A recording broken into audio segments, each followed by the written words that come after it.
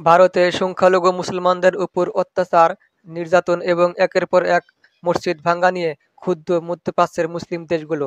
মাত্র কয়েকদিন আগে উত্তরপ্রদেশে অবস্থিত প্রায় ২০০ বছর আগে তৈরি মসজিদ ভেঙে দিয়েছে হিন্দুত্ববাদী কট্টরপন্থী নরেন্দ্র মোদী প্রশাসন। মসজিদের নিচে মন্দির আছে এরকম মিথ্যা অভিযোগ দিয়ে সব মসজিদ মাজার ভেঙে দিচ্ছে মোদী সরকার।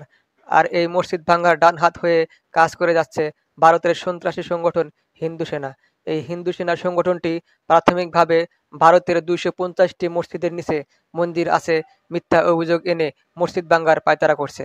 মুসলিমদের প্রতি ভারতের এমন হিংসাত্মক আচরণে ক্ষুব্ধ মধ্যপ্রাচ্যের দেশগুলো এবং তারা ভারতের সাথে আস্তে আস্তে সম্পর্ক কমিয়ে আনতে শুরু করেছে।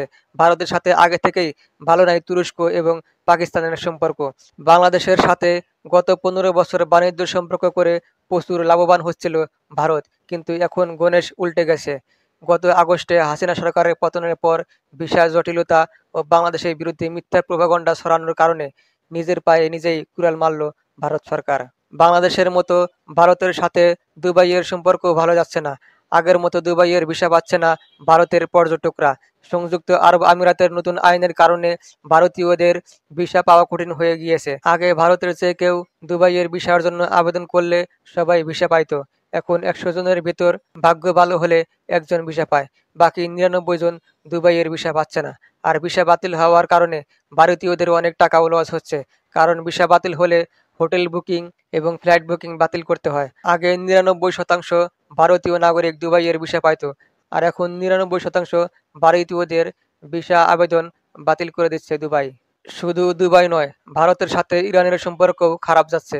সিরিয়া থেকে আসাদ সরকারের পতনের পর সারা বিশ্বে যে রাজনৈতিক তুফান শুরু হয়েছে, দক্ষিণ এশিয়াতেও সেই তুফানের প্রভাব এসে পড়েছে।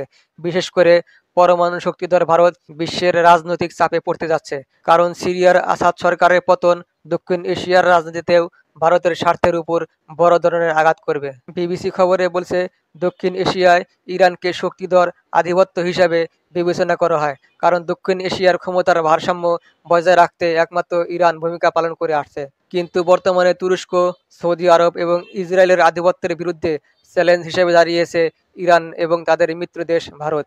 আর এই কারণেই ইরান দুর্বল হলে ভারতও দুর্বল হবে, যার ফলে ভারতের জ্বালানি নিরাপত্তা হুমকির মুখে পড়বে। এছাড়াও ওই দেশগুলোতে বসবাসরত ৮৫ লাখ ভারতীয় নাগরিকদের বাড়তি বিপদ তৈরি হবে। ভারতের জন্য খুবই গুরুত্বপূর্ণ সস্তায় তেল ও গ্যাস পাওয়া বন্ধ হয়ে যাবে। পশ্চিম এশিয়ায় ইরানের শক্তি ভারতের অর্থনীতি ও নিরাপত্তার জন্য অবশ্যই গুরুত্বপূর্ণ। দুবাই ছাড়াও এখন ভারতকে বিশেষ সুবিধা দেওয়া বন্ধ করে দিয়েছে সুইজারল্যান্ড। সুইজারল্যান্ডের পক্ষ থেকে ভারতকে দেওয়া মোস্ট ফেভার্ড নেশন তকমা বাতিলের মাধ্যমে দুই দেশের অর্থনৈতিক ও বাণিজ্য সম্পর্ক স্থগিত করেছে সুইজারল্যান্ড সরকার।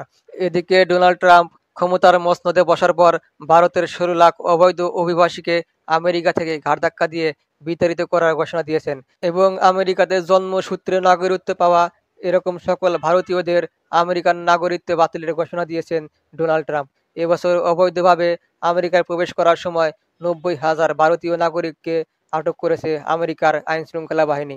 আর এ কারণে আমেরিকার অসহযোগী দেশের তালিকায় যুক্ত হয়েছে ভারতের নাম।